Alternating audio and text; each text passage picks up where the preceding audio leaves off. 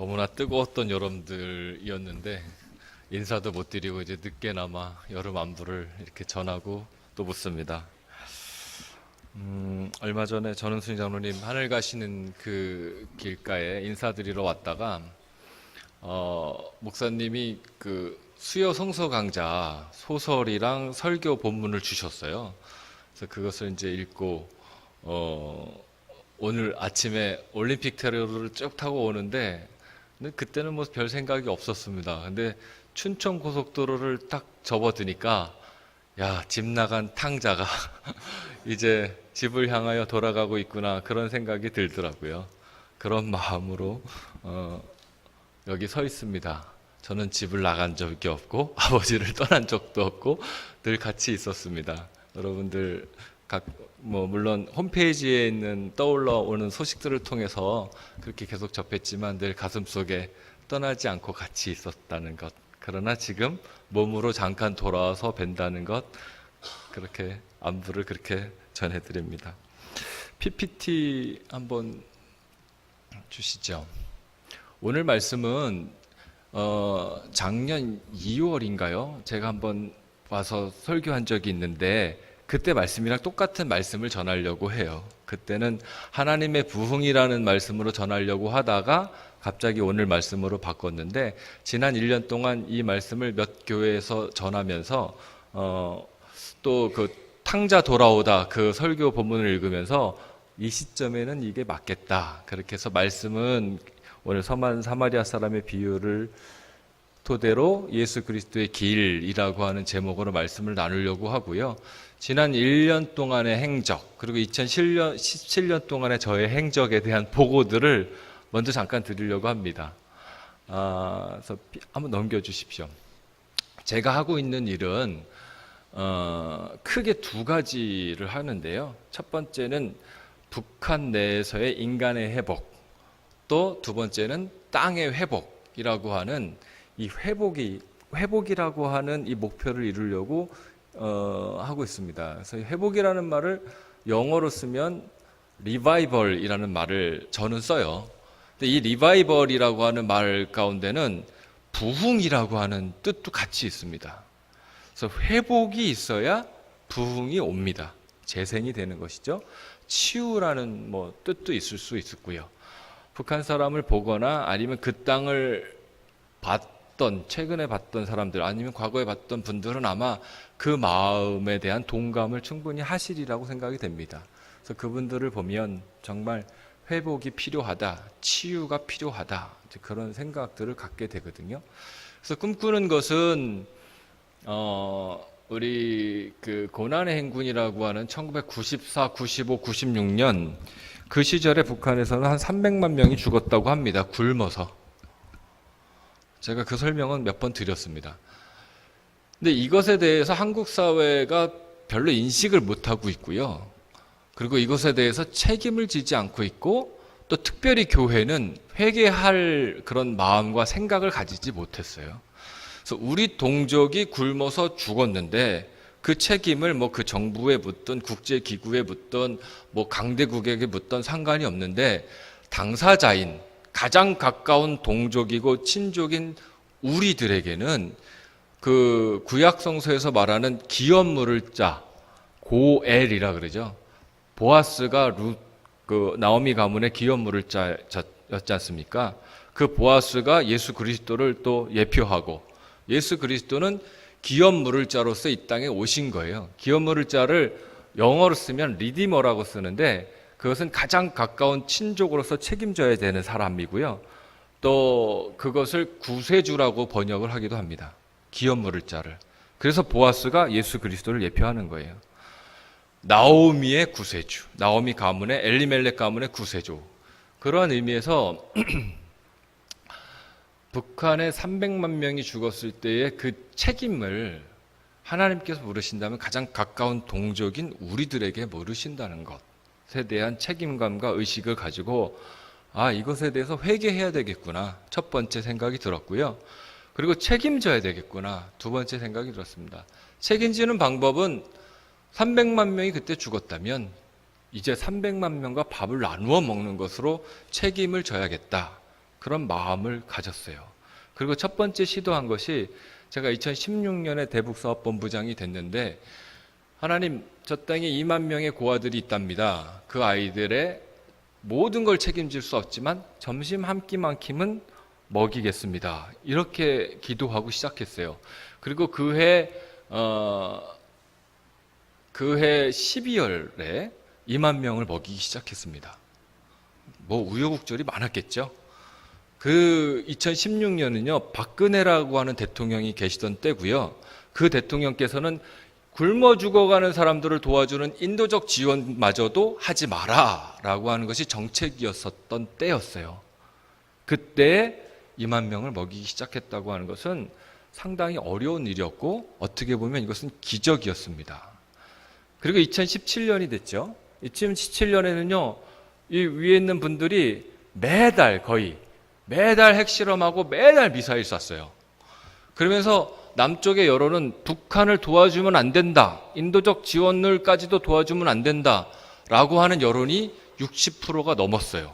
이젠 대통령이 그렇게 결정한 것이 아니라 남쪽에 있는 사람들의 마음이 그렇게 변했어요. 왜냐하면 계속 전쟁을 일으키려고 저쪽에서 하니까 우리들의 마음이 싹 식었었습니다. 그런데 2017년에 3만 명으로 먹이는 아이들이 확장됐어요. 놀랍지 않습니까? 그래서 이런 이제 꿈들을 꾸면서, 그러면 올해는 5만 명 해야겠지. 제 통이 좀 작아가지고. 꿈은 300만 명 먹인다고 하면서 올해는 5만 명 해야지. 그렇게 맘먹고 7월 달까지 3만 명씩 하다가 하반기부터 5만 명 해야지. 그렇게 생각하고 있던 차에 지난주에 5,000톤, 지금 100톤이면요, 아이들이 한 끼를 아이들 기준으로, 어른 기준이 아니라 아이들 기준으로 100g을 잡으면 3만 명이 먹는 거예요. 근데 5,000톤은 숫자로 잘 계산이 안 나오시죠? 한 30만 명이 먹는 겁니다. 매달, 매일. 근데 그거를 합의서를 쓰기로 결정이 됐고, 다음 주에 들어가서 합의서를 씁니다. 그러니까 올해 하반기에는 30만 명을 먹이는 그런 결과들이 일어났어요. 제가 무슨 능력이 막 확장이 돼서 일어난 것들은 아니고요. 그렇게 기도했고 그것을 향해서 그 방향성을 가지고 가다 보니 이런 일들이 생겨나기 시작했습니다. 우리 봄날에 삽을 들고 그 논에 물을 대기 위해서 이렇게 쭉 나가면 삽자루를 들고 그 논둑으로 들어가는 그 뚝방을 하나 탁 트면 그 논으로 물이 막 들어가지 않습니까? 저는 이렇게 마치 삽을 든 자 같아요. 그래서 어딘가에 꽉 저수지에 물이 막 넘쳐가지고 이거 빨리 터주지 안 넣으면 안 되는 그 저수지에 물을 터서 메마른 논으로 가서 삽을 딱 트는 그런 일. 사실 저의 능력이 아니죠. 저는 그냥 단지 삽을 가지고 있는 사람인데 저수지가 있고 메마른 논이 있다는 것을 알고 적절한 시점에 가서 그냥 삽질 몇 번 했는데 일어난 결과들입니다. 그래서 이거는 사실은 한 개인이 했다기보다는 저는 항상 이렇게 얘기해요. 제 한계 밖에서 이루어진 일들이기 때문에 주님이 하셨다, 그렇게 고백을 합니다. 하나님이 하신 것이고요. 하나님이 그쪽에 대한 마음과 그 신음소리와 그들의 눈물과 처참함을 너무나 잘 알고 계시기 때문에 그것을 하시기 위하여 부르시고 또 사람들을 움직이신 것 같습니다. 지금 현재는 그렇고요. 앞으로는 300만 명 우리가 다 같이 먹여야 되고요. 이 우리는 한국교회입니다. 한국교회가 가장 큰 책임을 가지고 있고 하나님이 또 그렇게 책임을 물으시고 있고요. 두 번째로 하고 싶은, 요 인간회복 차원에서 하고 싶은 것은, 넘겨도 상관없습니다. 지금 북한은 그 의무교육을 실시하면서 학교들을 50년대에 졌겠죠. 근데 그것을 한 번도 보수하지 않았습니다. 물론 도시나 이런 지역에 있는 학교들은 보수가 됐는데 8월 1일부터 5일까지 우리 스텝이 하나 들어가서 그것을 한번 모니터링을 해봤더니 그 시대에 지었던 것이 아직까지 그대로 있더라고요. 그래서 이것들을 다 재건해 가야 되지 않을까, 그런 새로운 과제가 생겼습니다. 많은 교회들과 또 노회, 지방회, 이런 그 교회 그 단체들이요, 통일되면 거기다 교회를 짓겠다 하고 돈을 이렇게 모아두신 분들이 많이 계세요. 근데 통일은 사실 언제 될지 모릅니다. 막연한 미래를 이렇게 생각하면서 그것을 이용해서 뭔가를 하는 것은 사실은 엄밀한 의미에서는 사기예요, 사기. 그런데 우리가 그렇게 만들어 놓은 동력들을 먼저 교회를 30년 후에 짓지 말고 지금 쓰러져가는 그 아이들의 학교들을 지어간다면 하나님이 얼마나 기뻐하실까. 그리고 한국 교회가 그 일을 한다면 그 자리에 나중에 가서 교회를 지을 수 있는 명분도 있지 않겠습니까? 그래서 먼저 해야 될 것들은 쓰러져가는 학교를 좀 지어야 되지 않겠는가, 이제 그런 과제를 새롭게 가지고 있습니다. 그래서 목표는 너무 많이 잡으면 안 되니까 한 300개 학교를 재건해야겠다, 그런 생각을 가지고 있습니다.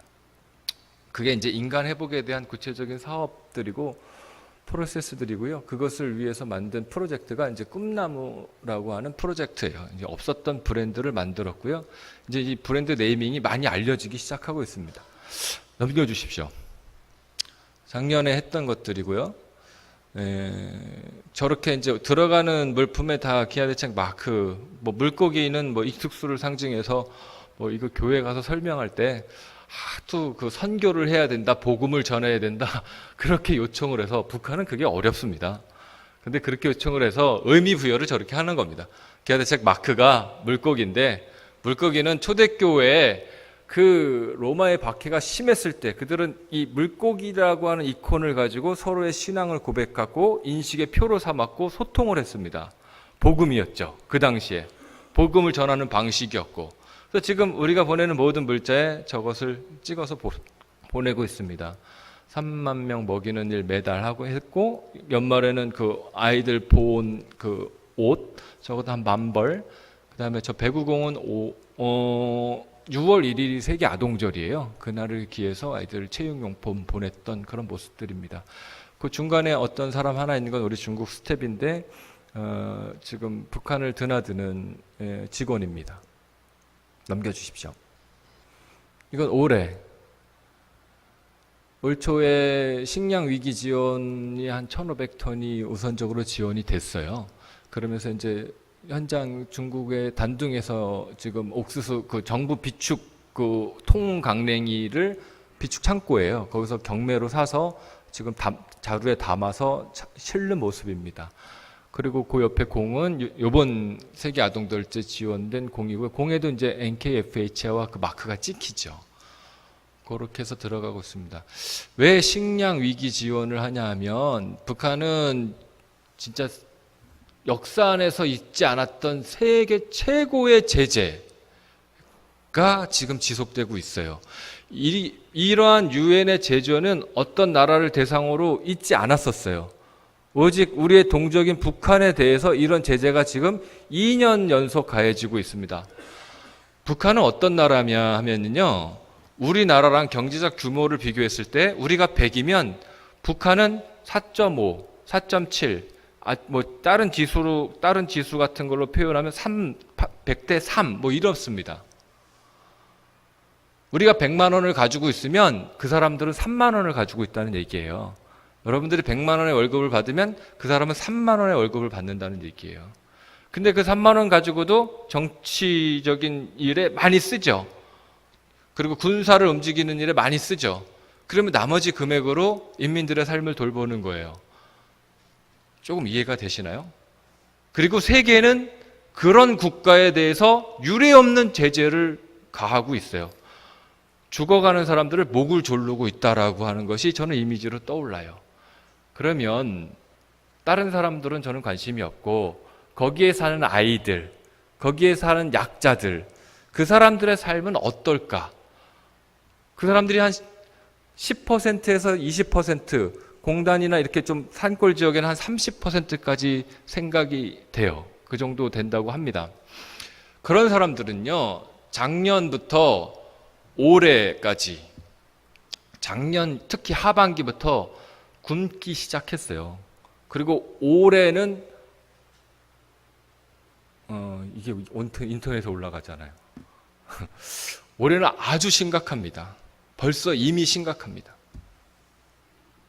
그래서 이 심각함을 북한 당국이 국제사회에 호소해야 되는데 지금 계속 회담 정국이지 않습니까? 그러니까 밖에 얘기도 못하는 상황이고, 우리 남쪽도 저쪽에 대한 배려 때문에 자존심이, 우리가 서로 강한 민족이지 않습니까? 우리 조선 민족이. 그래서 이것에 대해서 서로 지켜주느라고 정보를 가지고 있으면서 얘기도 사실 못하는 상황이에요. 그렇지만 알아야 되죠. 왜냐하면 작년부터 수출을 하나도 못하고 가장 필요한 것들, 외화가 하나도 들어오지 못하면 돈이 없는데 부족한 식량을 어떻게 사오겠습니까? 작년에 식량 부족분이 한 60만 톤에서 70만 톤이거든요. 300만 명 죽었을 때 45만 톤의 식량 부족분 때문에 저들이 죽었어요. 근데 최근에는 2016년, 15년 이때는 경기가 좋아가지고 수입해서 먹였는데 17년 수출 못하고 돈 없어요. 수입 못하죠. 그러면 어떻게 되겠습니까? 그 수령, 신과 같은 수령이 신년사에서 이렇게 얘기해요. 여러분들 그 전례 없는 제재로 인해서 너무나 힘드셨지 않습니까? 허리띠를 졸라맸지 않습니까? 수령인 내가 그것을 뭔가 하지 못한 이 마음을 가지고 정말 미안한 마음을 가집니다. 수령은 신이기 때문에 무오한 거예요. 미안하고 뭐 잘못하고 이런 게 아닌 존재입니다. 근데 그 사람이 신년사에서 그렇게 모든 자존심을 다 내려놓고 그렇게 얘기한다는 것은 그 인민들의 삶과 그 나라의 삶이 얼마나 힘든가라고 하는 것을 읽어야지요. 습출입 지표들을 보면 우리가 읽어야 되는데 사실 관심이 없으니까 그런 지표들을 보지도 않거니와 읽지도 않습니다. 상당히 심각합니다. 그래서 이제 소리 없이 대응하는 것이긴 한데, 그렇게 해서 올해 이제 진행이 되고 있고요. 그런 사실을 이제 물밑에서 여러 단체나 다른 사람들한테 알려서 5천만 톤이 아니라 5천 톤입니다. 5천 톤. 5천 톤을 하반기에 지원할 수 있는 힘이 생긴 거예요. 넘겨주십시오. 두 번째 하고 있는 것은 그 땅의 회복. 그 구글 어스 같은 지도를 통해서 이렇게 북한 사람들이 살고 있는 마을을 찍고 그 마을 주변을 보면 주변의 산들이 다 황폐해져 있어요. 두 가지 원인인데, 첫 번째는 식량을 얻기 위해서 산을 개간하면 그건 개인 거가 됩니다. 그러니까 너나 없이 올라가서 산을 다 개간하는 거예요. 산 꼭대기까지 다 개간에 대해서 다 자기 땅으로 삼아서 거기서 식량을 얻기 위한 것이 첫 번째고, 두 번째는 북한의 주요 에너지는 그 무연탄입니다.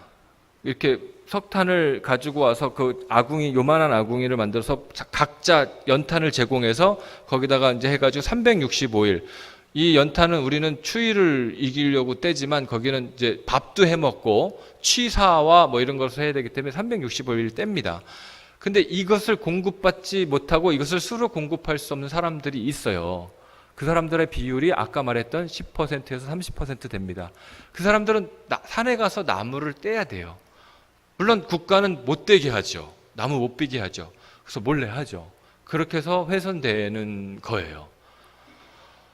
물론 고난의 행군 때 아주 전면적으로 훼손이 됐죠. 그리고 지금은 지속적으로. 그리고 그것을 회복하려고 스스로 엄청난 노력을 합니다. 본인들 말로는 전투라 그래요. 전투라고 하는 것은 아무데나 쓰는 말이 아닙니다. 목숨을 걸고 할 때 전투라는 말을 쓰죠. 그 전투를 하는데도 회복이 안 돼요. 그래서 우리가 이제 회복할 수 있는 전략들을 가지고 거기에 있는 인민들이 스스로 동기를 가지고 어떤 인센티브를 받으면서 나무가 있다면 이 나무에 대해서 이익을 얻고 이 나무가 살림을 회복하고 그리고 이것을 스스로 살려낼 수 있는 동기부여를 하면서 진행되는 사업이에요. 넘겨주십시오. 이런 사업이 진행이 됐고요. 봄에 4월 달에 유실수가 44만 그루가 들어갔습니다. 각 가정에 들어가는 것은 개인 거고요. 저것은 이제 그 산림 계획 앞반 안에 림반, 소반이라고 하는 그런 단위가 있어요. 그 단위들이 가져가서 심어서 자기네들의 소득으로 가져갈 수 있는 구조를 만들어가고 있습니다. 하반기에는 아카시아 100만 그루를 계획하고 있었는데 오늘 여기 교회에 참석하신 어떤 분이 붉은 아카시아 100만 그루를 주신다는 말씀을 하셔서 하반기에는 그렇게 하고 내년에는 아마 그것을 합쳐서 몇십만 그루로 진행됐던 사업이 이제 몇백만 그루로 확장되는 일들도 생길 것 같습니다.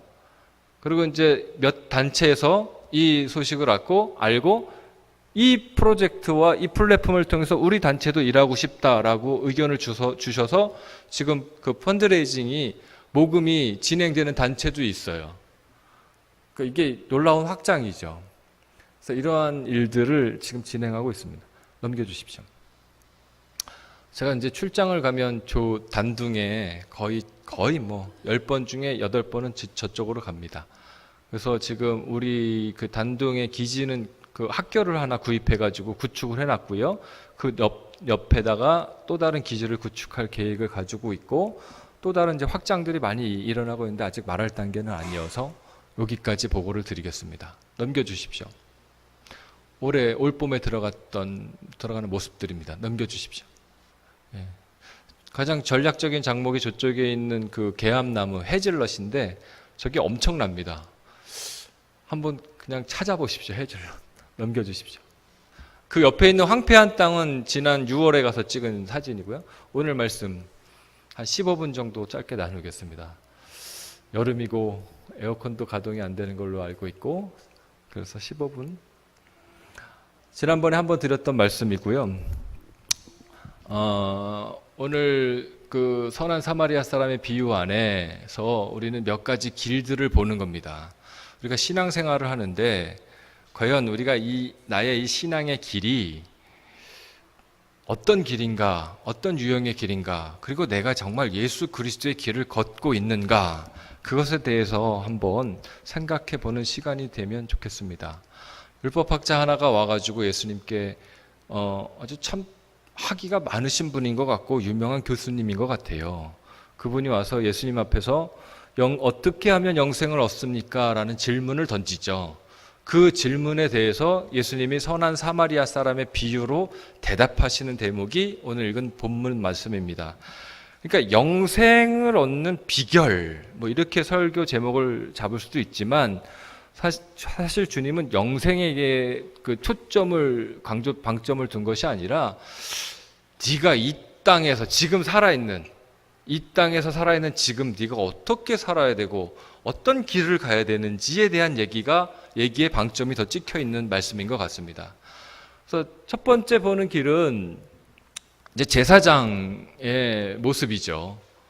지금 어떤 사람이 강도 맞아서 죽어갑니다. 피를 흘리고 뭐 거반 죽었다고 하는 것은 반 죽은 것이 아니라 지금 누군가의 개입이 없으면 그 사람은 죽는 상태입니다. 지금 개입을 해야 돼요.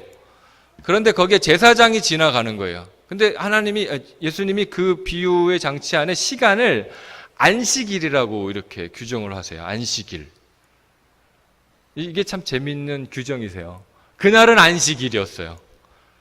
자, 근데 그 안식일날 제사장이 그 길을 간다면 지금 제사장은 뭐 하러 가는 거겠습니까? 안식일날? 제사를 지내러 가야 되겠죠. 이 제사는 개인의 제사가 아니라 공동체 전체를 이끌어야 되는 책임을 가지고 있는 직무를 행하러 가는 거예요. 그건 신성한 직무고 하나님이 부여한 직무이기 때문에 그 직무를 막으면 안 돼요. 근데 지금 그것을 막는 일이 생긴 거예요. 그게 뭐냐면 저기 있는 저 시체 같은 존재입니다. 이 제사장이 안식일에 제사를 지내려면 정결해야 됩니다. 시체를 만지는 순간 이 사람은 제사를 지낼 수가 없어요. 이것은 안식일 법이죠. 가장 무서운 법이기도 합니다. 제사장은 고민했을 겁니다. 내가 저 사람을 살려주어야 하는가? 아니면 신성한 나의 직무인 제사를 지내야 하는가? 어느 것이 옳습니까, 여러분? 이것은 옳고 그른 것으로 판단할 수 있는 문제는 아니죠, 사실은. 법을 지키느냐 안 지키느냐로 판단한다면 법을 이 사람은 지킨 겁니다. 합법적인 거죠. 정도를 걸은 거라고도 말할 수가 있어요. 어떻게 보면. 왜냐하면 나는 지금 우리 공동체의 모든 죄를 사해주는 그 거룩한 제사를 지내야 되는 거니까. 결코 악한 사람이 아닙니다, 제사장이. 다만 너무나 법을 잘 지키는 사람입니다. 그리고 그 법에 얽매인 사람이죠. 이런 사람을 율법주의자라고 그래요. 율법이 나쁜 것이 아니라 그 율법에 얽매인 것이 문제인 것입니다. 그런 길을 걷는 많은 사람들이 있어요. 저거를 저는 로고스라고 표현을 했습니다. 헬라 사람들이 생각 속에서 이 안식일법은 마치 진리와 같은 거예요. 불변의 것이죠. 예, 이성적이고 합리적인 진리예요. 그래서 저거는 반드시 그렇게 해야 돼요. 근데 여러분, 그 이성과 진리에 얽매이면 저렇게 되는 겁니다. 로고스라 할지라도, 진리라 할지라도, 말씀이라 할지라도 다 마찬가지. 저것에 얽매이는 순간 저런 결과가 나타나는 겁니다. 저 결과는 예수님이 원하는 결과가 아니잖아요. 결과가 원하는 결과가 아닌 차원이 아니라 예수님이 혐오하는 결과입니다. 사실은. 두 번째는 레위인. 제사장 하나로 충분히 설명이 가능한데 왜 레위인을 또 등장시켰을까? 레위인은 12지파 중에서 구별된 사람들이고요. 구별됐다고 하는 것 자체가, 구별이란 말 자체가 거룩이라는 뜻입니다. 거룩. 이 거룩은 왜 필요하냐면 공동체 안에서 그 안에서의 어떤 지위와 권위와 그리고 그 공동체 안에서의 어떤 자기의 명성을 유지하기 위해서 필요한 것들이에요. 문둥병자가 생기면 그 진으로부터 다 쫓겨났어야 돼요. 오늘 내가 부정한 어떤 일들이 내 안에 생기면 공동체는 나를 추방합니다. 아니면 더 심한 경우에는 돌을 던져서 나를 죽입니다. 얼마나 끔찍한 일이에요. 주홍글씨 같은 것들이 그런 것들이죠. 마녀 사냥도 그런 것들이고요. 지금도 충분히 우리가 누군가를 윤리적으로 딱 찍어가지고 죽일 수가 있습니다. 이것에 대해서 얘기하시는 거예요. 그래서 에토스라고 하는 표현을 쓴 거예요. 윤리와 도덕. 윤리와 도덕에 얽매이면 저런 결과들이 나타나요. 내가 오늘 지금 당장 가서 이 사람을 살려야 되는데도 불구하고 난 레위인이야. 저 피를 만지는 순간 난 부정해져. 제사장도 똑같은 생각했을 겁니다. 그 순간 나는 부정해져. 그리고 나는 내가 지금 가는 이 공동체로부터 추방당할 수가 있어. 내 위신과 명예는 다 날아갈 수가 있어. 윤리적, 도덕적 죽음을 맞이할 수가 있어. 북한 사람들이 제일 이해하지 못하는 게 안희정 사건이에요. 야, 그게 어떻게 범죄가 됩니까? 막 그래요. 우리 사회에서는 그게 범죄가 되는데 저쪽 가부장적인 저 사회, 아직도 사회에서는 그게 왜 범죄가 되는지 이해가 안 돼요. 이게 이제 각 나라가 가지고 있는 문화죠. 그 사회가 가지고 있는 에토스예요. 윤리규범, 도덕규범이에요. 그걸로 사람 하나 죽이는 건 쉽죠. 그것에 얽매이는 순간, 그리고 정말 살려내야 될 것도 살리지 못하는 그러한 일. 그래서 결국은 이 제사장의 길, 레위인의 길은 영생을 얻는 행동이 아니다. 주님이 이렇게 말씀하시는 거죠. 세 번째 길은 사마리아의 길. 사마리아인 여러분, 이방인이잖아요. 근데 그 이방인들 이스라엘 사람들이 개처럼 여기고 무시하고 그랬다라고 얘기를 하죠. 사실이 그렇고. 그런데 그런 사람인데도 불구하고 고결한 레위인과 하늘의 신성을 부여한 제사장과는 달리 지금 정말 주님이 원하시는 그 일을 행하지 않습니까? 죽어가는 사람에게 개입하고 달려갔어요. 자기의 것으로 다 주었죠. 근데 여러분, 사마리아인이 안식일법을 몰랐을까요? 정결예법을 몰랐을까요? 율법을 몰랐을까요? 수가성 여인이 예수님이랑 논쟁하던 생각을 한번 떠올려 보십시오. 왜 니네만 예배드린다 그러냐? 우리도 예배드리고 있고 우리도 하나님에 대해서 고민하고 있고 예배에 대해서 고민하고 있다. 너네만 잘났냐? 그것은 충분히 그 지식에 기인하고 있다는 거죠. 신앙생활도 하고 있다고 하는 거죠. 안식일이 거룩하다는 것도 알고 있고 예배가 중요하다는 것도 알고 있고. 수가성 여인은 사마리아인입니다. 사마리아인들의 이식 속에는 율법과 이 모든 것이 다 있었어요.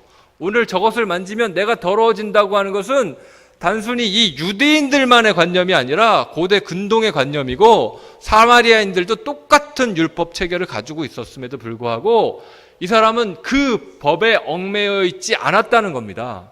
이것이 가장 중요한 거예요. 그것을 뛰어넘은 거예요. 초법이죠, 초법. 불법이 아니에요.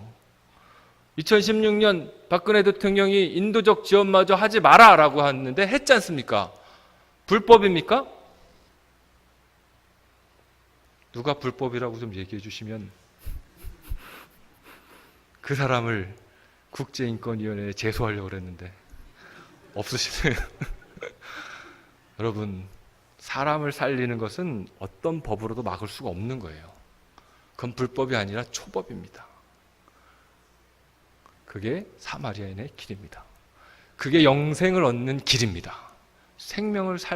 자기가 살아나는, 그 강도 만난 사람이 살아나는 길이 아니고요. 내가 살아나는 길이라는 거예요. 율법학자 너, 사마리아인 너, 레위인 너가 살아나는 길이다. 주님이 그렇게 말씀하시는 거예요. 너가 살아나야 그 사람도 살아나는 겁니다.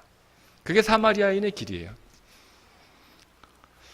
그거는 가슴의 법이고 사랑과 인정에 근거하고 돌아온 탕자, 우리 수요 강좌에서 목사님 말씀하신 것처럼 어머니 말씀하실 때 파토스 말씀하셨지 않습니까? 그건 파토스의 길이에요. 우리가 많이 착각해요. 신앙은 로고스를 추구하는 것이다. 에토스를 추구하는 것이다. 그러나 결코 그렇지 않습니다. 하나님이 이 땅에 오셔서 소통하는 방식이 파토스셨어요. 요한복음 1장 14절에 보면 히라보로 이렇게 시작돼요. 카이오 로고스 사르코스. 유식해 보이죠? 외웠어요. 허당 많이 하다 보니까. 신학교 나오면 히라보 정도는 있습니다. 로고스가 로고스는 말씀인데 말씀이 육신이 되었다 그런 뜻이에요. 더 이상 복음은 로고스의 형태로 존재하는 것이 아니라 복음은 예수 그리스도인데 복음은 사르크스가 되었다 그렇게 얘기하는 거예요. 육신이 되었다. 육신은요 로고스로 소통하지 않습니다. 에토스로 소통하지 않습니다. 육신은 사르크스는 눈물로 소통하고 가슴으로 소통하고 정으로 소통하는 거예요. 예수님이 우리에게 보여주셨던 것이 눈물이셨고 피셨고 그리고 아픔이셨고 그렇지 않습니까? 예수님이 우리에게 말씀해 주신 그 말씀의 언어들은 그런 것들이었다는 거예요. 그리고 그 언어가 민중과 그 백성과 귀족과 왕족을 다 설득할 수 있었던 힘의 원천이었던 거예요. 그래서 여러분들 서로 사랑하려면 근엄한 로고스, 진리 이런 것들로 하면 힘이 약해져요. 소통은 얼핏 되겠지만 아주 관념적으로 소통을 하는 거고요. 여러분들이 상호간에 성도의 교제를 할 때도 그렇고 여러분들이 나가서 누군가에게 진리를 전할 때도 그렇고 사르크스, 육신으로 하셔야 돼요. 육체로. 가슴으로, 눈물로 하셔야 돼요. 그것이 바로 사마리아인의 길입니다. 예수님이 그렇게 하셨어요. 그리고 그렇게 하셨을 뿐만 아니라 우리가 소통하는 유일한 길이기도 해요. 이 길은 영생을 얻는 길이고 소통하는 유일한 길이에요. 다른 길로는 누군가를 감동시키거나 이 도를 전할 수가 없어요. 오늘 급하게 출발하면서 지갑을 못 가져왔습니다. 돌아온 탕자가 와가지고 그래도 오랜만에 헌금을 해야 되는데 헌금을 할 수 있는 능력도 없고 고속도로 딱 들어서서 이걸 알았어요. 톨 뭐가 있나? 없어요. 명함 지갑을 안 가져왔어요. 물론 지갑에 돈도 없습니다. 카드 한 장인데 와서 이제 찾아서 이렇게 하려고 그랬는데 얼마나 난감한지 몰라요. 제가 저를 교회에서 표현하는 방식은 물론 말씀을 전하는 것도 있지만 헌금하는 방식으로 또 우리가 누군가를 사랑하는 방식이 밥 사주는 방식으로 야 너 사랑해 얼어 죽고 덜덜덜 떨고 있는데 따뜻하게 하라 그런 건 소통하는 방식이 아니죠. 지갑을 열어서 옷을 사줘야 되고 배고픈 사람에게 지갑을 열어서 밥을 사줘야 되고 그런 것이 사르크스, 파토스, 정 이런 겁니다, 여러분. 그런 것이 우리가 소통하는 방식이에요. 예수 믿어 그래야 천국 가. 그건 다 로고스예요. 그런 방식으로는 누군가에게 도를 전할 수가 없어요. 밥을 100번 사주십시오. 그러면 되는 겁니다. 그게 사마리아인의 길이에요. 정치적인 길이 있어요. 제가 볼 땐 대부분의 우리는 이 길을 걷고 있습니다. 정치적인 길이라고 하는 건 뭐냐면 정파의 생존과 정치 목적에 근거해서 길을 결정하는 거예요. 뭐든지 나의 목적을, 내가 여기에 어떤 올 이유와 명분과 목적이 없으면 여기 올 게 아니에요. 근데 내 목적을 달성하기 위해서 왔어. 그럼 정치적인 길이죠. 예수님이 직접 말씀하신 건 아니지만 예수님이 말씀하시지 않은 건 말하지 말아야 되는데, 설교자가 내 입에서 주님이 말씀하시지 않은 걸 말하면 안 되는데 말할게요. 예수님이 하나를, 이건 말할 가치도 없어서 말 안 하신 겁니다. 이런 사람이 있었어요. 그 자리에. 저놈을 못하러 도와줘. 내가 저 강도를 도와주면 저놈이 다시 이 길을 가다가 또 저 강도에게 돈을 뺏긴다는데, 그러면 결국 저 강도의 배를 채워주는 거 아니야? 내가 준 것이 저 강도에게로 결국 갈 거잖아. 근데 못하러 도와줘. 이런 사람이 거기 있을까요? 그 당시엔 없었어요. 그래서 예수님이 말씀을 안 하신 거예요. 근데 지금은 그런 사람들이 대부분이라는 겁니다. 그렇게 핑계를 대는 사람이, 고상하게 안식일법을 핑계를 대거나 정결례법을 핑계를 대는 것이 아니라 그런 식의 핑계를 대는 사람이 대부분이라는 거예요. 북한 못하러 도와줘. 다 김정은 배 채울 텐데, 다 간부들 배 채울 텐데, 이런 논리랑 똑같은 논리예요. 그렇죠? 내가 안 하면 말아요. 근데 그렇게 말하지 마시라는 거예요. 그렇게 정치적인 것을 드러내지 말라는 거예요. 그거는 뭐 이렇게 영생을 얻고 뭐 이런 문제가 아니라 아주 악한 길입니다. 악한 길. 근데 교회가 사실은 이 길을 걷고 있고, 성도가 이 길을 걷고 있고, 모든 사람들이 이 길을 걷고 있다는 것이 저의 진단이에요. 그래서 우리가 위기고, 교회도 위기고, 신앙도 위기인 겁니다. 여러분, 살아나셔야 됩니다. 영생의 길을 가셔야 됩니다. 사마리아인의 길로 가십시오. 그러면 그야말로 기적이 일어나는 것이고, 그야말로 새로운 소통이 시작되는 것이고, 하늘과 땅, 땅과 땅, 이런 것이 아니에요. 이 길로 가면 그냥 통전적인 소통이 일어나는 것입니다. 우리 교회 안에서, 여러분들의 인생의 궤적 안에서 주님의 길, 그 예수 그리스도의 길이 여러분의 길이 되시기를 주님의 이름으로 축원합니다. 기도하겠습니다.